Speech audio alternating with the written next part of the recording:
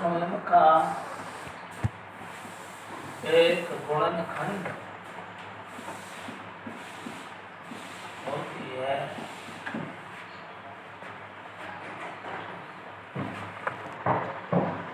चौथा है प्राकृत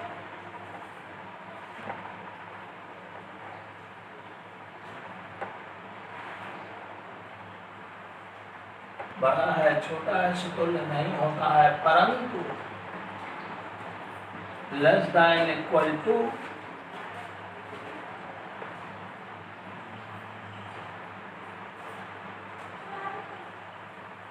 अर्थात से छोटा या बराबर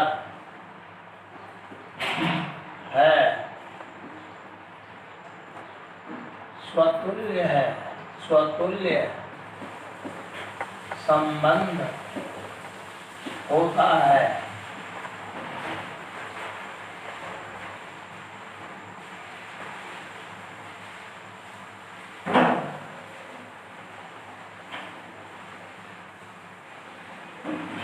चौथा है किसी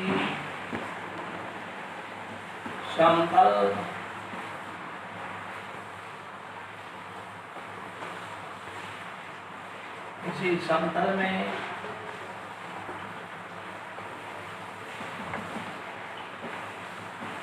माना किसी समतल में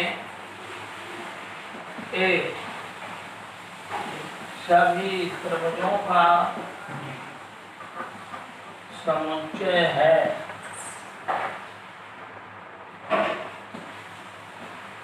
तब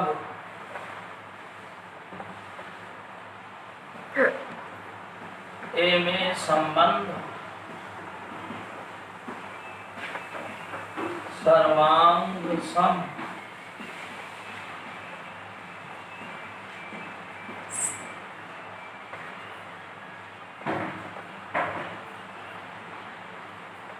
सर्वांग सम व समरूप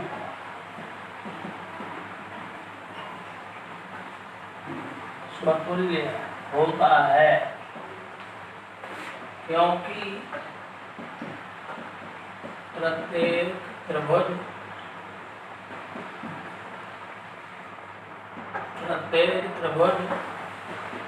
स्वयं के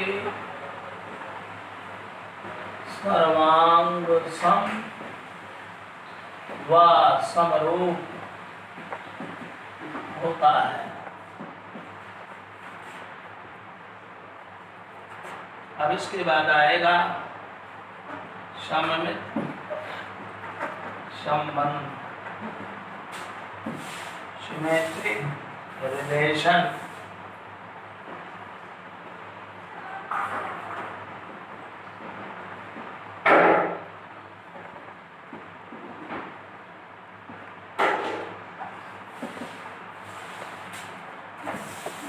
देखो, स्वतुल्य संबंध के बारे में तुम लोगों को मैंने कल भी बताया था, इसके पहले लिखवाया भी था तुम्हारी कापियों में, सूत्र की डायरी वगैरह में लिखा हुआ है, उससे देखो मिलाओ। मैंने स्वतुल्य के लिए बताया था कि किसी समुच्चय ए में कोई संबंध आर स्वतुल्य संबंध है, अगर समुच्चय ए का प्रत्येक अवयव स्वयं से संबंधित है तो। फिर मैंने बताया था कि किसी समुच्चय ए का तत्समक संबंध आई ए है, अगर ये आई ए संबंध आर का उप समुच्चय है तो आर स्वतुल्य संबंध है।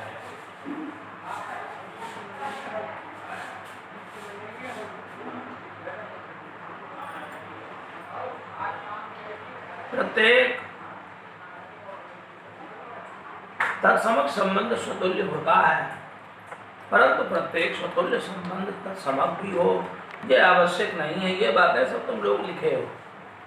अगर कोई बात मैं उल्टा बोल दूं, मान लो दिमाग इधर उधर चला गया, मैंने जो ये संबंध है इनको बोलते समय एक लाइन पे तुम्हें ध्यान रखना है। मान लो हमारा दिमाग इधर उधर गया, मैं उल्टा पुल्टा बोल देता हूँ, कभी कभी हो जाता है, तो ऐसा मत समझ लेना कि लिखवाया ये बोल गलत दिया, उसमें कमेंट्स कर देना कि नहीं आप ऐसा लिखवाया था, ऐसा बोल दिया। कभी कभी ऐसा हो जाता है पढ़ाते समय, इधर उधर दिमाग गया। तो इन सब चीज़ों का विशेष ध्यान दे रहा है। मान लो लिखवाने के बावजूद भी अगर कभी इधर उधर ध्यान गया, मैंने उल्टा पुल्टा लिख दिया, नहीं ध्यान दिया, तो उस पर कमेंट्स करके देख लिया करो, समझ लिया करो कि यहाँ पर उल्टा है, बोल वैसे ऐसा हो नहीं पाता, नहीं है, कभी कभी हो जाता। अब अरिक्त समुच्चय, इन सब बातों पर विशेष ध्यान देना है। नोट की पहली बात है अरिक्त समुच्चय ए पर सार्वत्रिक संबंध स्वतुल्य होता है। क्यों होता है? क्योंकि सार्वत्रिक संबंध में ए क्रॉस ए के समस्त अवयव उपस्थित होते हैं। जब समस्त अवयव उपस्थित होते हैं तो उसमें सब मिल जाएगा, आइए उसका उपसमुच्चय हो जाएगा। फिर आगे सम्मित आएगा, संक्रामक आएगा, तमाम आइटम आएंगे। तो सब में इस प्रकार से थोड़ा सा दिमाग को बढ़ाते हुए, विचार करते हुए चलना है। लकीर के फकीर नहीं बन जाना, रट्टू तोता बन जाना है। अपना दिमाग भी लगाना है। किताबें हैं, किताबों में देखना है, समझना है, जहाँ कुछ दिक्कत हो तो पूछ लेना है। ऐसा नहीं कि तुम बस एक तो लाइन रट लिया, बस बन गए विद्वान, इसमें काम नहीं चलेगा। उस लाइनों में अपना दिमाग लगाना है, क्रॉस क्वेश्चन करना है, अधिक से अधिक अपने दिमाग को पैना बनाना है। अच्छी तरह से हर चीज़ को समझो, फिर जो तुम्हारी समझ में आए उस हिसाब से हमसे प्रश्न करो, पूछो, तर्क करो, ताकि क्वेश्चन करो। अब यहाँ पर पहले पॉइंट में लिखा है अरिक्त समुच्चय पर सार्वत्रिक संबंध स्वतुल्य होता है। इसको ध्यान में रखना है। क्यों होता है थोड़ा विचार करना है। मैंने बता भी दिया अभी। प्राकृत संख्याओं के समुच्चयन पर संबंध से छोटा है या से बड़ा है, से छोटा है या बड़ा है, या से बड़ा है, ये दोनों स्वतुल्य नहीं होते। क्यों नहीं होते? क्योंकि कोई भी प्राकृत संख्या स्वयं से ना छोटी होती, ना स्वयं से बड़ी होती, स्वयं के बराबर होती है। कोई भी प्राकृत संख्या न स्वयं से छोटी होती, न स्वयं से बड़ी होती, वो स्वयं के बराबर होती है। प्राकृत संख्याओं की बात हो रही है, अगर पूर्णांक आ जाए तो बात दूसरी हो जाएगी। इसका विशेष ध्यान दे रहा। 11वीं में मैंने तुम्हें संख्याओं के पूरे टाइप्स सब कुछ लिखवा दिए हैं, एक चीज की परिभाषा लिखवा दिए, समझा दिया, सब कर दिया है। लेकिन अगर तुम लोग बदमाशी पे उतारू हो जाओगे, उन सब चीज़ों को नहीं ध्यान दोगे, अर्थात बेईमानी करोगे, तो भोगोगे स्वयं। इसलिए हर चीज को बिल्कुल ताज़ी रखना है। तो प्राकृत संख्याओं के समुच्चयन पर संबंध से छोटा या से बड़ा, ये स्वतुल्य नहीं है। स्वतुल्य में होता क्या है? प्रत्येक समुच्चय का प्रत्येक अवयव स्वयं से संबंधित हो तो वो स्वतुल्य कहलाएगा। अथवा ऐसा संबंध जिसका एक उपसमुच्चय तत्समक संबंध होता है तो वो स्वतुल्य कहलाता है। तमाम बातें मैंने तुम्हें बताई हैं, लिखवाई हैं। कहीं गड़बड़ हो तो जो कि अब तुम्हारी ये बात तो मैं सुन नहीं सकता हूँ, मजबूर हूँ, लेकिन ये सब बातें तुम लिख करके बोल सकते हो कि आपने ऐसा कहा, तो इसके बाद ऐसा कहा। तो ये सब बातें तुम लोग वहाँ से भेज सकते हो, कमेंट में लिख के पूछ सकते हो। परिमेय संख्याओं के समुच्चय में संबंध का गुणनखंड है, एक स्वतुल्य संबंध है। क्यों? क्योंकि प्रत्येक परिमेय संख्या स्वयं का एक गुणनखंड होती है। जैसे 3 के गुणनखंड करोगे तो क्या आएगा? 1 गुणे 3। 7 के गुणनखंड करोगे तो क्या आएगा? 7 गुण 1 गुणे 7। कुल मिलाकर के गुणनखंड, अभाज्य गुणनखंड दोनों अलग अलग होते हैं। ये सब तुम लोग 6वीं 7वीं में पढ़ चुके हो। गुणनखंड और अभाज्य गुणनखंड दोनों में अंतर है। कुल संभव गुणनखंड, अभाज्य गुणनखंड, सब में अंतर है। तो इन सब चीज़ों को बारीकी से अपना पढ़ चुके हो, इसलिए दिमाग में लगाते रहना। जैसे 12 के अभाज्य गुणनखंड बनेंगे 1 गुणे 2 गुणे 2 गुणे 3। अब जब संभव गुणनखंड बनाओगे तो बनेगा 1 2 3 और 2 दूनी 4, 3 दूनी 6 और 3 दूनी 6 दूनी 12। ये संभव गुणनखंड है। और इसके अभाज्य गुणनखंड ये रखे हैं। ऐसा गुणनखंड जो किसी से भाज्य ना हो, किसी से भाजित ना हो, कोई उसको काट ना सकता हो, ये अभाज्य नहीं है। ये सब संभव गुणनखंड है। ये सब संभव गुणनखंड है। तो देख लो, इसके सभी गुणनखंडों में से 12 भी शामिल है। अर्थात कोई परिमेय संख्या, परिमेय संख्या में क्या क्या होता है? परिमेय संख्या में पूर्णांक अपूर्णांक, यही तो होता है। पूर्णांक अपूर्णांक, पूर्णांकों में क्या होता है? धन पूर्णांक, शून्य पूर्णांक, ऋण पूर्णांक। परिमेय संख्या में जो अपूर्णांक होती हैं भिन्न भी होती हैं। तो परिमेय संख्या का मतलब 3/2 के चक्कर भर में ना पड़े रहना कि परिमेय संख्या तो P/Q ना लिखना। परिमेय संख्या में जितने पूर्णांक सब P/Q के रूप में लिखे जा सकते हैं, चाहे वो जौन था पूर्णांक। जितने ये पूर्णांक है वो सब P/Q के रूप में लिखे जा सकते हैं, क्योंकि वो परिमेय संख्या के दो हिस्से, पूर्णांक अपूर्णांक। तो पूर्णांक भी परिमेय है, अपूर्णांक भी परिमेय है। इसका ध्यान रखना। वास्तविक संख्याओं को 2 भागों में बांट दिया गया है, परिमेय और अपरिमेय। अपरिमेय संख्या को हम कभी P/Q के रूप में नहीं लिख सकते हैं, क्योंकि अपरिमेय संख्या का दशमलव प्रसार अशांतनावर्त होता है, जिसे हम P/Q के रूप में किसी कंडीशन में नहीं लिख सकते। दशमलव निरूपण के बारे में तुम्हें बताया था कि शांत दशमलव निरूपण, अशांत दशमलव निरूपण।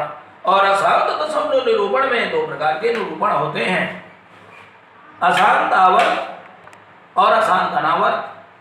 तो अशांत आवर्त और शांत ये दोनों परिमेय होते हैं, और अशांत अनावर्त दशमलव निरूपण कभी परिमेय नहीं होता, अपरिमेय होता है। क्यों होता है? क्योंकि इसको हम P/Q के रूप में नहीं लिख सकते हैं। दूसरी बात, P/Q के रूप में P पूर्णांक है, Q पूर्णांक है, तमाम चीजें हैं P/Q। तो P/Q कभी कभी मैं परिमेय संख्या को सत्यापित करने के लिए कह दिया करता हूं, जहां P और Q सहअभाज्य है, Q is not equal to 0। सहअभाज्यता लिखने का मतलब ये है, अगर ये सहअभाज्य नहीं भी है तो भी परिमेय है। लेकिन जैसे हमको सिद्ध करना, सिद्ध करो √2 अपरिमेय है, तो फिर इन बातों के लिए मैं इसको P/Q कह देता हूँ जहाँ P और Q दोनों सहअभाज्य हैं, Q नॉट इक्वल टू 0। फिर इसके सिद्ध करने के लिए दुनिया भर का तमाशा करना पड़ता है, तो ये सहअभाज्य नहीं रहते हैं, हमारी कल्पना गलत हो जाती है और सिद्ध हो जाता है कि ये अपरिमेय संख्या। इस प्रकार की तमाम बातें सामने आती हैं। तो कहीं कहीं पर मैं P/Q को सहअभाज्य मान करके चला करता हूँ, जब कोई प्रमेय वगैरह सिद्ध करनी पड़ती है। हाई स्कूल में ऐसा किया करता हूँ मैं। तो ऐसा नहीं कि हाई स्कूल वाले लड़के का वो देख लो कि गुरुजी ने तो इनको पूर्णांक बताया था, सहअभाज्य पूर्णांक बता रहे हैं, दुनिया भर का नहीं। ये अलग अलग सिस्टम होते हैं, चूंकि भिन्न हमेशा अपने संक्षिप्त रूप में लिखी जाती है, अनुपात हमेशा न्यूनतम रूप में लिखा जाता है। और परिमेय संख्या है उसको न्यूनतम रूप में लिख सकते हैं, नहीं भी लिख सकते हैं। किसी भी भिन्न के अंत और हर में एक ही राशि का गुणा कर दो, चाहे भाग दे दो, उसमें परिवर्तन नहीं आता है। भिन्न क्या है? एक अनुपातिक रूप होता है, और अनुपात के दोनों पदों में किसी भी राशि का गुणा भाग कर सकते हो, कोई दिक्कत नहीं है। तो अब वो जितना कुछ करते जाओगे, गुणा करोगे, भाग करोगे, तो वो परिमेय संख्या ही रहेगी, उस परिवर्तित नहीं हो जाएगी, परिमेय नहीं बन जाएगी। चाहे उसे काटो, चाहे उसमें गुणा करो, चाहे भाग करो, कुछ भी करते रहो, परिमेय का परिमेय बना रहेगा, अपरिमेय कभी नहीं होने वाला। तो इस प्रकार की तमाम बातें आती हैं, जो कि अब लड़के सामने बैठे नहीं होते, यानी वो अपने अपने क्लास क्वेश्चन कर सकते हैं, पूछ सकते हैं। तो कई जगह पर इस प्रकार का सिस्टम चलता है। अब इन ये जो नोट्स लिखे हैं तुम्हारी किताब में, हो चाहे ना हो मुझे पता नहीं है, तो अपना किताब से देखना, लेकिन ये जरूरी है तुम्हारी बोर्ड परीक्षा के लिए ना हो, कह रहा हूँ। इनके बारे में थोड़ा सा अगर सोचोगे, विचार करोगे, तो तुम्हारा दिमाग थोड़ा सा ज़्यादा अच्छा ढंग से चलने लगेगा, सवाल लगाने में मुझे दिक्कत न पड़ेगी, हो सकता है कभी लगा डालो। तो तीसरा नंबर है, परिमेय संख्या के समुच्चय में संबंध का गुणनखंड स्वतुल्य है। क्यों? क्योंकि इस संबंध में हर अवयव स्वयं थे संबंधित है। प्रत्येक पद में संख्या स्वयं की गुणनखंड होती है। अभी मैंने तुम्हें बता दिया। चौथा नंबर, अगर किसी समतल में सभी त्रिभुजों का समुच्चय है, माना किसी समतल में एक समुच्चय ए है जो सभी प्रकार के त्रिभुजों का समुच्चय है, अर्थात इस समुच्चय ए में, इस ब्रह्मांड में जितने भी प्रकार के त्रिभुज होते हैं सब उस समुच्चय के अंतर्गत आ गए। त्रिभुजों का समुच्चय माने संसार भर का जितना भी त्रिभुज होता है सब उसके अंदर सन्निहित है, समाहित है। तो माना किसी समतल में सभी त्रिभुजों का समुच्चय है, तब समुच्चय में संबंध सर्वांग व समरूपता स्वतुल्य होता है। क्यों होता है? अरे तुम सब लोग जानते हो कि कोई भी त्रिभुज स्वयं के सर्वांग सम भी होता है और प्रत्येक त्रिभुज स्वयं के समरूप भी होता है। तो त्रिभुजों के समुच्चय में अगर सर्वांग समता का संबंध आ जाए तो भी वो स्वतुल्य होगा और समरूपता का संबंध आ जाए तो भी स्वतुल्य होगा। क्यों? क्योंकि प्रत्येक त्रिभुज स्वयं के सर्वांग सम होता है, अर्थात प्रत्येक त्रिभुज स्वयं से संबंधित है सर्वांग समता द्वारा। प्रत्येक त्रिभुज स्वयं के समरूप होता है, तो इसका मतलब ये भी स्वयं से संबंधित है कि संबंध द्वारा, समरूपता के संबंध द्वारा। तो समरूपता और सर्वांग समता दोनों स्वतुल्य होते हैं। काहे में स्वतुल्य होते हैं? किसी समतल में त्रिभुजों के समुच्चय में ये दोनों संबंध कौन कौन? सर्वांग समता, समरूपता। अब यही संबंध अभी आगे समरूपता दिखाएंगे, संक्रामकता दिखाएंगे, सब दिखाएंगे। अभी तो तुल्यता संबंध के 3 चरण होते हैं। पहले चरण में स्वतुल्य सिद्ध करना पड़ता है, दूसरे चरण में संबित सिद्ध करना पड़ता है, तीसरे चरण में संक्रामक सिद्ध करना पड़ता है। जब ये तीनों चरण अप्लाई हो जाए, संतुष्ट हो जाए, तो इसका मतलब कि दिया गया संबंध उस समुच्चय में तुल्यता संबंध है। इसके लिए यह सब हो रहा है। इसके पहले जो तमाम सार्वत्रिक दुनियादारी बताया गया, ये इनके सबके घटक अंग थे। बिना बेस के काम चलता नहीं, तो सब बेसा बनाते रहे। अब आज से ये चालू हो रहा है। पहले स्वतुल्यता को समझ लेना कायदे से। अगर स्वतुल्यता को ढंग से नहीं समझ पाए तो तुम सवालों को रटोगे या भैया लगा वगा नहीं पाओगे, बस जो मैं लगा दूंगा उसी को रट्टा मारोगे, कुछ नहीं कर पाओगे। इसलिए अंदर चीजों का विशेष ध्यान देना। तो अभी स्वतुल्यता की बात हुई। स्वतुल्यता के लिए मैंने तुम्हें बता दिया, किसी समुच्चय पर ऐसा संबंध जिसका प्रत्येक अवयव स्वयं से, समुच्चय का प्रत्येक अवयव स्वयं से संबंधित हो, जिस संबंध में वह स्वतुल्य संबंध है, समुच्चय पर स्वतुल्य संबंध है। मैंने तुम्हें बताया। दूसरी बात बताई थी कि अगर समुच्चय का एक संबंध आई है, आई है माने आइडेंटिकल रिलेशन, आइडेंटिटी रिलेशन, तत्समक संबंध, और उसी समुच्चय में कोई संबंध आर है, तो अगर आई ए संबंध आर का सबसेट है, वो समुच्चय है, अर्थात आई ए के समस्त अवयव संबंध आर के अंदर स्थित हैं, तो इसका मतलब यह हुआ कि संबंध आर स्वतुल्य है। मैंने तुम्हें कल बताया था, लिखवाया नहीं था, नहीं बताया। तो एक छोटी सी बात ध्यान में रखना है इन सब चीजों का। अब स्वतुल्य संबंधों को देखने के लिए नाना प्रकार के जितना मेरे दिमाग में बात आई, जो इधर उधर से मुझे मिला, मैंने तुम्हें लिख दिया, संग्रह कर दिया, तुम्हारे पास भेज दिया। अब उसको पढ़ना, उसे समझना, उसे अपने दिमाग में रखना, ये तुम्हारा दायित्व है। मेरा जो दायित्व था, जितना मुझसे बना इधर उधर थे तान तो उनके मैंने तुम्हें भेज दिया। अब तुम्हारा काम है। अब तुम्हें ध्यान रखना है। अभी बहुत तमाम चीजें हैं जो सवालों में भी मिलेंगी। अभी तो ये मैंने अलग अलग ऐसे दे दिया ताकि तुम लोग इनको पढ़ के थोड़ा सा सोचो, दिमाग चलाओ। अब सम्मित संबंध, सम्मित संबंध के लिए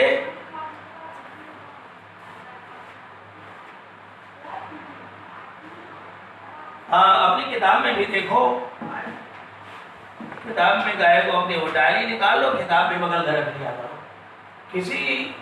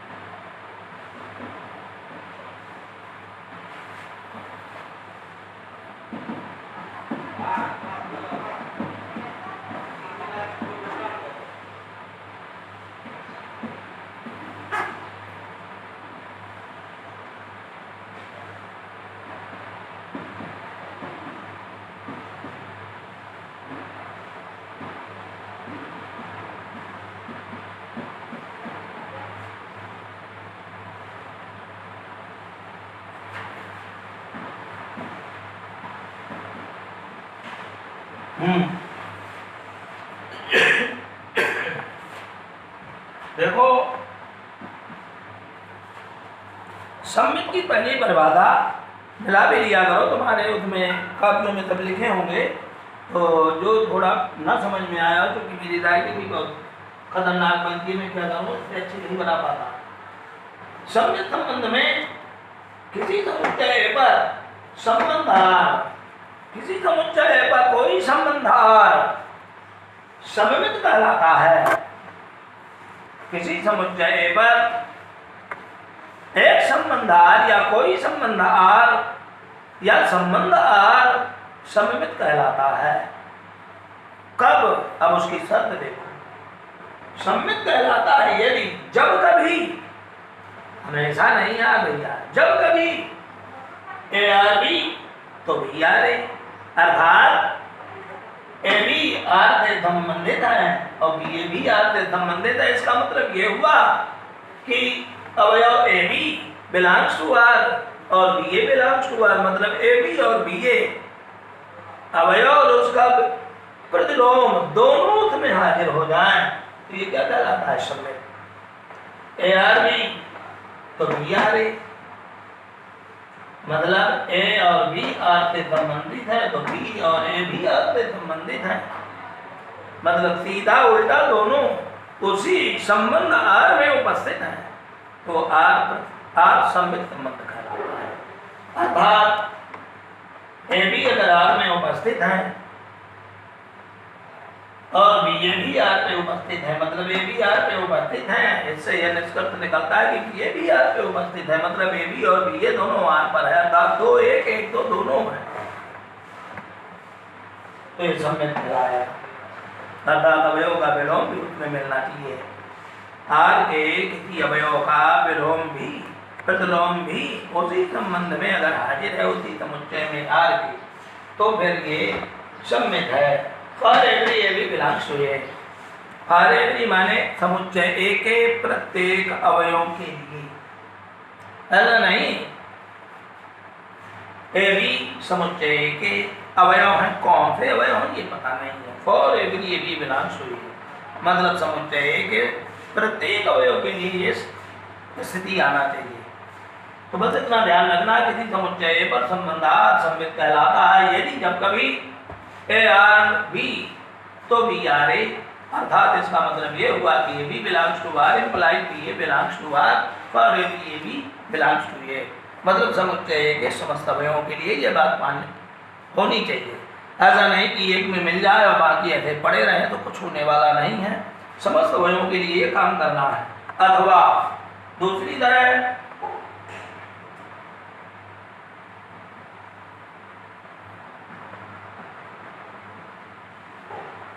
समुच्चय ए पर परिभाषित संबंधार सममित कहलाता है, यदि समस्त A1 A2 बिलोंग्स टू ए के लिए A1 A2 belongs to R से A2 A1 belongs to R प्राप्त हो।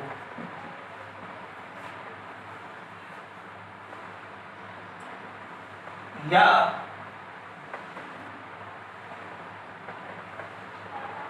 सभी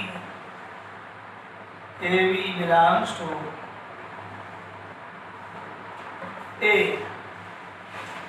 के लिए, अब वहाँ जगह नहीं, यहाँ लिखे देता हूँ, के लिए A B belongs to R से B A belongs to R प्राप्त हो।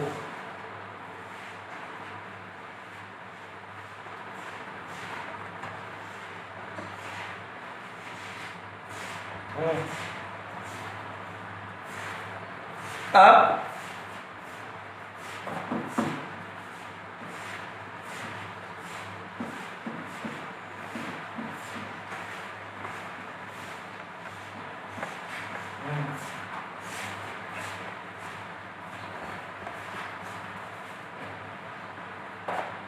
उपरोक्त से स्पष्ट है कि समुच्चय ए पर संबंध और सममित होगा यदि और केवल यदि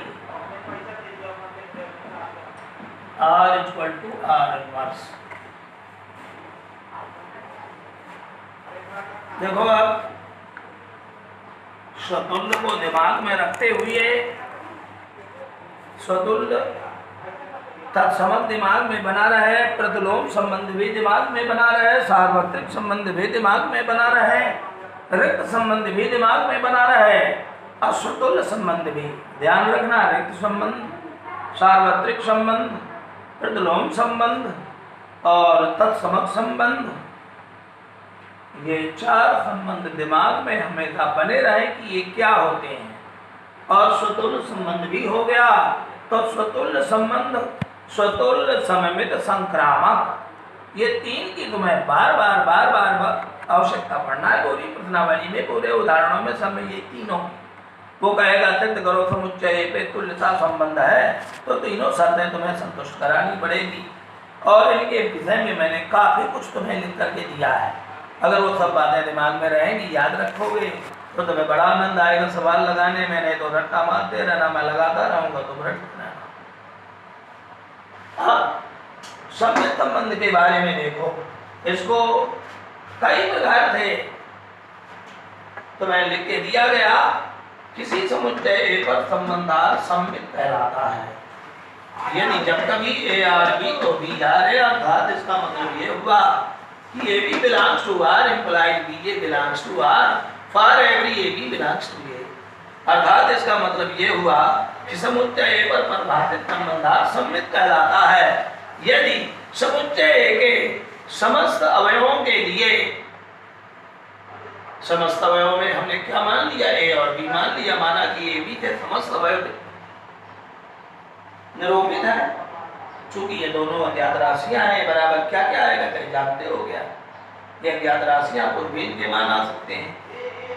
तो समुच्चय पर परिभाषित संबंधार सम्मित कहलाता है यदि समस्त A1 A2 बिलोंग्स टू ए के लिए, मतलब समुच्चय ए के सभी अवयवों के लिए पहले दूसरा अवयव अगर R में है, इससे A2 A1 भी R में प्राप्त हो, मतलब ये R में हो, ये भी R में मिल जाए, तो इसका मतलब ये सम्मित संबंध है। लेकिन समस्त अवयवों के लिए, अगर A में 3 अवयव हैं तो तीनों अवयवों के लिए तुम्हें ये देखना पड़ेगा। जैसे 1 2 तो फिर 2 1 मिलना चाहिए, 1 3 तो 3 1 मिलना चाहिए।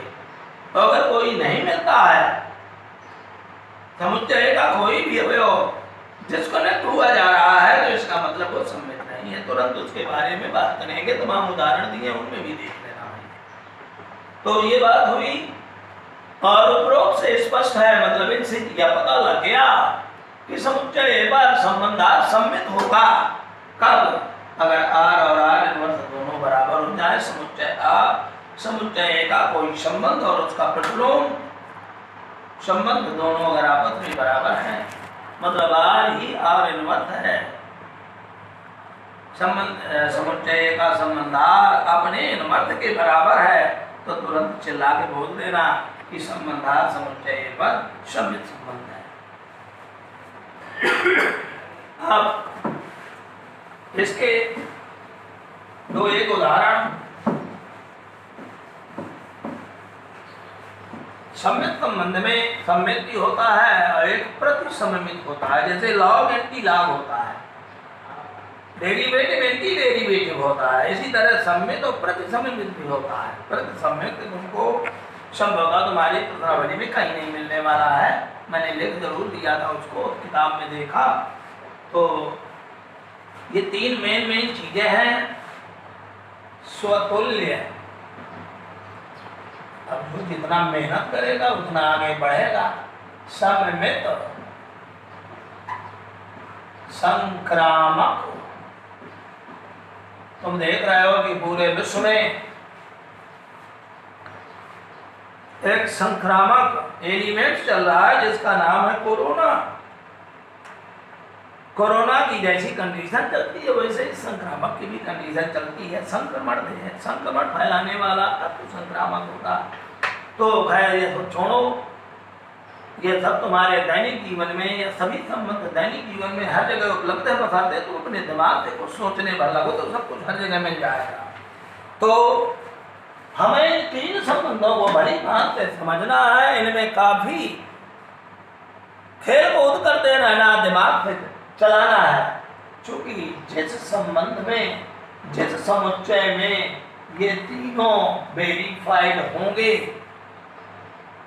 जो संबंध इन तीनों को संतुष्ट करेगा, बस उसी को हम तुल्यता संबंध कहेंगे।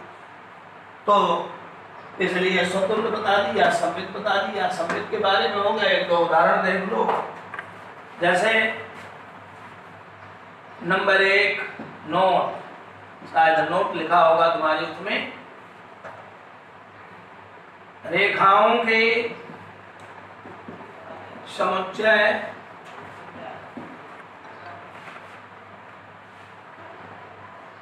पर संबंध परपेंडिकुलर सम्मित होता है।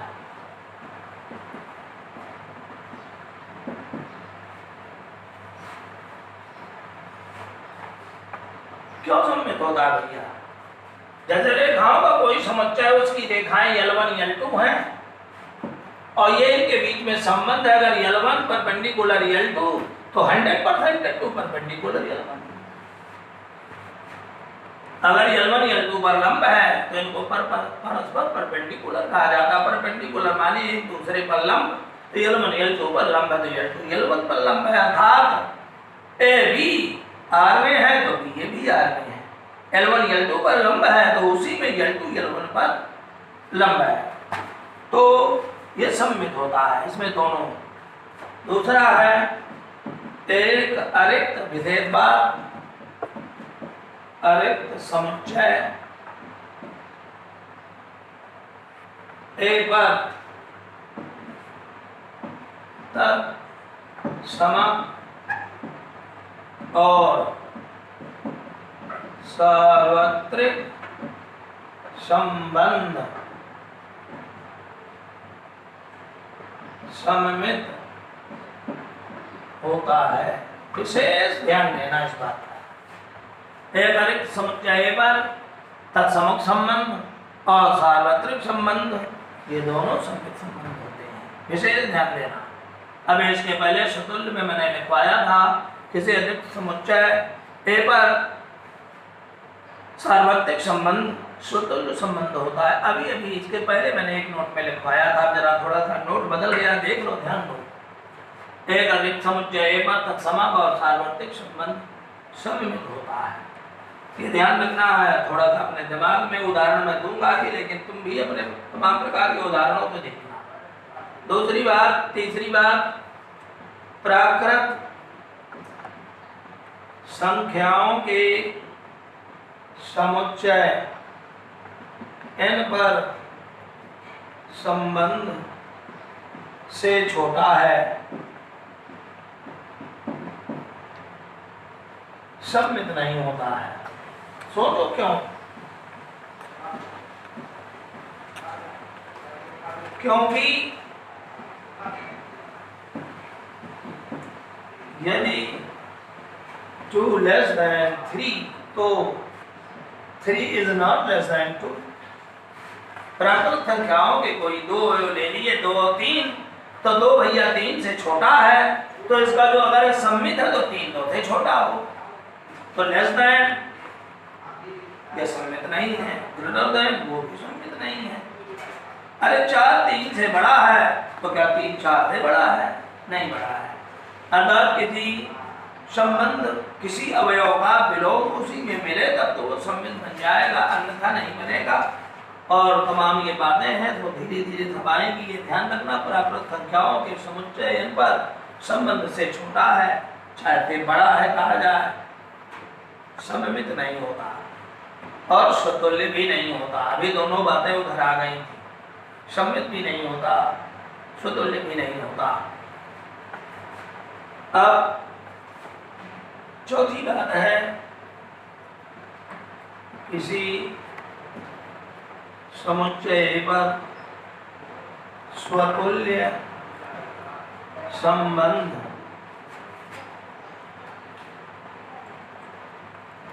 सममित भी हो, यह आवश्यक नहीं है।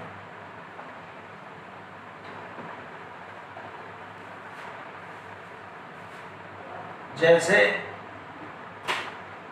माना A इक्वल टू ABC तथा इसी में A पर संबंध R इक्वल टू दिया है AA BB CC तीनों आ गए, और इसके बाद AA BB CC AB। यहाँ R स्वतुल्य है, क्यों? क्योंकि A का तत्समक संबंध के सभी अवयव R में विराजमान है, इस कारण से स्वतुल्य है। परंतु सममित नहीं है, क्यों? क्योंकि AB belongs to R, परंतु BA as not belongs to R। देखो, A का विलोम भी A होता है, BB का BB जो क्रमिक युग्म है उसको विलोम में BB लिखेंगे, CC को भी CC लिखेंगे, और AB को जब विलोम क्रम में लिखेंगे तो BA बनाना पड़ेगा, तो BA इस संबंध में है ही नहीं है। तो ये स्वतुल्य है, ये स्वतुल्य है। क्यों स्वतुल्य है? चूंकि समुच्चय A के तत्समक संबंध के समस्त अवयव इस संबंध में हाजिर हैं। देख लो, ये समुच्चय A है, तो ये तत्समक कब कहलाएगा? जब समुच्चय A का प्रत्येक अवयव स्वयं से संबंधित हो, तब ये तत्समक कहलाएगा। तो इसके तत्समक संबंध के सभी अवयव इसमें जितने होते हैं सब हाजिर हैं, अर्थात ये तत्समक संबंध समुच्चय का तत्समक संबंध इस दिए गए संबंध का एक उपसमुच्चय है। और जब उपसमुच्चय होता है तो मैंने पीछे नियम लिखवाया है, तब फिर ये R क्या होता है? स्वतुल्य। सममित इसलिए नहीं है कि A है BB CC तो देखना नहीं है, लास्ट वाले को पकड़ो, जो कमी हो उसे कमी को पकड़ना है। क्या उसमें अच्छाई से मतलब नहीं है, क्या कमी है। जब हम किसी चीज का कंट्राडिक्शन करेंगे तो हमें यह देखना पड़ेगा कि कमी क्या है, इस डायलॉग में क्या कमी है। जब नरेंद्र मोदी कोई कार्य करते हैं देश के विकास के लिए, तो विरोधी राजीव गांधी वगैरह तमाम ऐसे विरोधी दल के नेता होते हैं जो उनकी बातों में कमी निकालते हैं, विशेषता और अच्छाई की बात वो कभी नहीं करते हैं। वो कहते हैं ये इसमें ये कमी है, इसमें ये कमी है, ये व्यवस्था में ये कमी है। तो इसी तरह तुम्हें यहाँ पर भी अपना दिमाग लगाना है कि उसमें क्या विशेषता है, जाए भाड़ में इसमें कमी क्या है, जिस कमी के कारण ये वो संबंध फॉलो ना करे। बस ये देखना है कि कैसे इस कटता है, इतने नियम कैसे खंडित होता है, बस ये ढूंढते रहना। जितनी कमियां ढूंढना है तो इनमें ढूंढ लो। लड़के कमियां ज्यादा ढूंढा करते हैं, अब ढूंढते रहो।